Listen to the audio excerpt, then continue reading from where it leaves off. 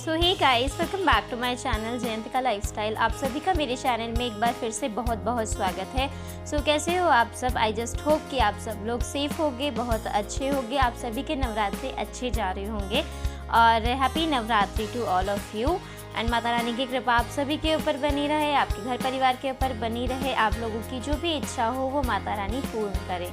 तो अभी क्योंकि नवरात्रि चल रहे हैं तो ज़रूरी है कि अनजाने में हम लोग जो भी अपने डेली रूटीन में हम लोग गलतियां करते हैं जिसके बारे में हमें पता ही नहीं होता है, तो कुछ ऐसी चीज़ें भी होती हैं जिसकी कि हम अनजाने में करते हैं, लेकिन उससे रिलेटेड जो भी दुष्परिणाम होते हैं वो हमें हमारे परिवार को उठाने पड़ते हैं। तो कुछ ऐसी कौन सी गलतियां हैं जो कि हमें नवरात्रि में बिल्कुल भी नहीं करनी चाहिए, जिनका बहुत अच्छे से ध्यान रखना चाहिए।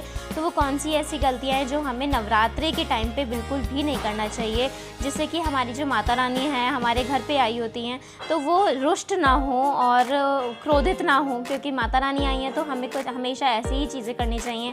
जैसे हमारे घर में कभी कोई गेस्ट आता है तो हम सिर्फ वही चीज़ें करते हैं जिससे कि वो अच्छे रहें और खुशी खुशी विदा हों, खुशी खुशी जाएं और हमारे घर में वो जितने दिन भी रहें अच्छे से रहें, खुश रहें।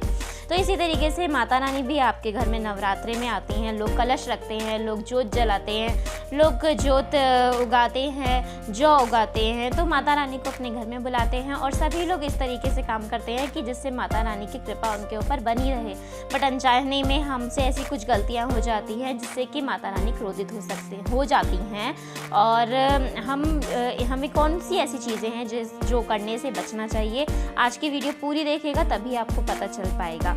तो स्टार्ट करते हैं। सबसे पहली चीज़ तो ये है कि हमें नवरात्रि के टाइम पे, आप चाहे व्रत रखते हो या ना रखते हो, लेकिन नवरात्रि नौ दुर्गा के टाइम पे आपको कभी भी चमड़े से बनी हुई चीज़ों का प्रयोग नहीं करना चाहिए।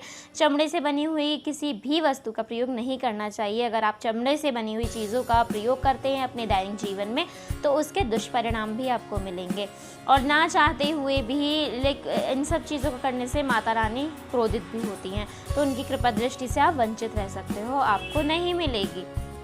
दूसरी चीज़ है, हमें कभी भी देखिए भगवान जी नहीं बोलते आपको कि आप ज़बरदस्ती पूजा कीजिए, पाठ कीजिए, उनकी पूजा कीजिए।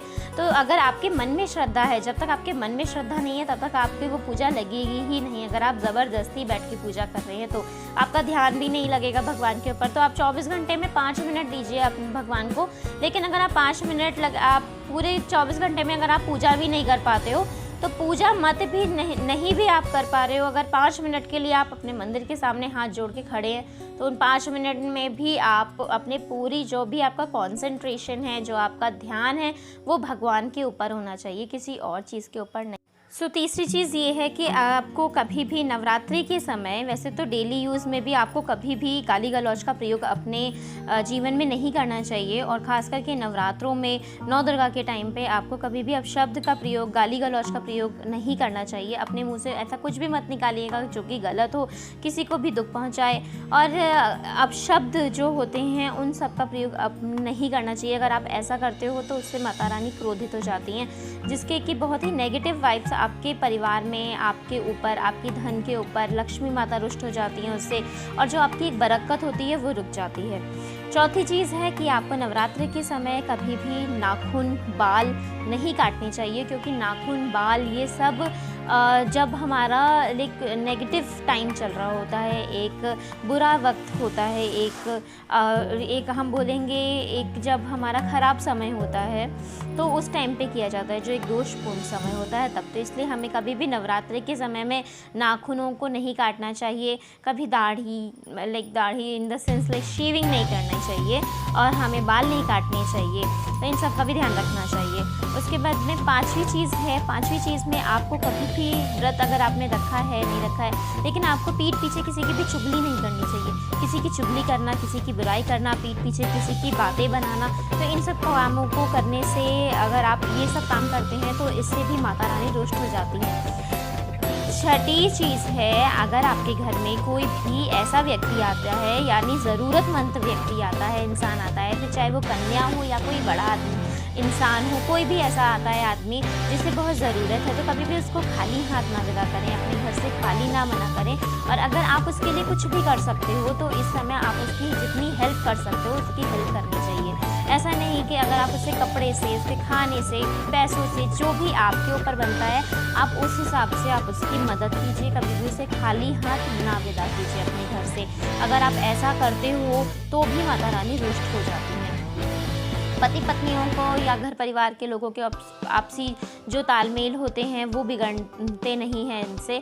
तो ये कुछ ऐसी बातें थी जो कि मैंने आपको बताई। नवरात्रि के समय में आपको करने से बचना चाहिए। पूजा पाठ आपको, जो भी आप पूजा पाठ अपनी करते हो, अगर आप थोड़ी भी करते हो, 5 मिनट के भी करते हो, 10 मिनट के भी करते हो, तो वो जो 10 मिनट आप देते हो वो अपनी सिर्फ एकाग्रता से पूजा पाठ में ही लगाइए, कहीं और नहीं लगाइए। और ध्यान से कीजिएगा ये सब चीज़ें। अगर आप ये सब चीज़ें नहीं करते हो और बचते हो तो बिल्कुल यकीनन मानिए कि माता रानी की कृपा आपके ऊपर बनी रहेगी। माता रानी प्रसन्न होंगी, आपकी सारी मन मुरादें पूरी करेंगी। और इसी तरीके से ही जैसे कि कभी कभार होता है, लोग कलश रखते हैं, लोग माता रानी को स्थापित करते हैं, जोत जलाते हैं, तो कभी भी जोत मतलब आप अकेला मत छोड़ के जाइएगा। तो जोत को भी कभी अकेला मत छोड़िएगा। अगर बच्चे हैं आपके घर में, हो सकता है वो ना गिरा दें उन्हें, तो वो खंडित हो जाएंगे। अगर खंडित हो जाती हैं तो उससे भी दोष लगता है। तो फिर ऐसा काम कोई भी मत कीजिएगा जिससे कि आप लोगों को, आपके परिवार को कोई भी हानि पहुंचे। तो आई हो जस्ट होप सो कि आपको जो मैंने ये 7-8 बातें बताई हैं वो आप सबको अच्छी लगी होंगी। और किन किन को इनके बारे में पता था, किसको नहीं पता था, किसको हेल्पफुल लगी, प्लीज़ मुझे कमेंट बॉक्स में ज़रूर बताइएगा कि आपको वीडियो कैसी लगी। अगर थोड़ी भी हेल्पफुल लगी हो तो प्लीज़ एक लाइक ज़रूर कीजिएगा, शेयर कीजिएगा अपने फैमिली फ्रेंड्स के साथ। पहली बार मेरी वीडियो देख रहे हैं तो प्लीज़ मुझे सब्सक्राइब कर लीजिएगा ताकि आने वाली वीडियोस भी आपको मिलती रहें और पता चलती रहें। और मैं कोशिश करूँगी कि नवरात्रि से जुड़ी हुई इसी तरीके की वीडियोस आपके लिए लाती रहूँ आगे भी। और वीडियो पूरी देखिएगा। जस्ट होप सो कि आपको अच्छी लगी होगी, आपके काम की वीडियो होगी ये। वीडियो को बड़ा ना बनाते हुए मैं वीडियो को अब यहीं पे स्टॉप करने वाली हूँ और मिलते हैं अपनी नेक्स्ट वीडियो में। तब तक के लिए bye. Happy Navratri to all.